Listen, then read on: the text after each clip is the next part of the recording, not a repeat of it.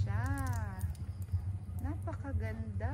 Ang laki ng mga dahon niya. Tsaka, note ha, 3 ang kanyang flower. O, diba? Ganyan siya. 3 agad. Marami tayong seeds niyan soon. Okay. Tingnan nyo naman. Para siyang si Universe, pero kakaiba ang kanyang itsura kasi more on pink siya. Yan, tingnan nyo naman. O, diba? Yan. Tuyok.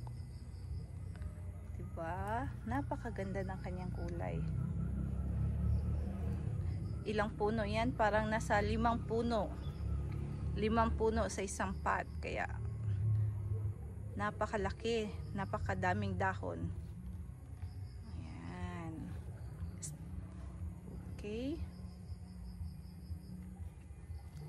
Sige. Itayo. Patayo. Yan siya. Turn. Yan. Ang ganda. Super lush na lush. Okay.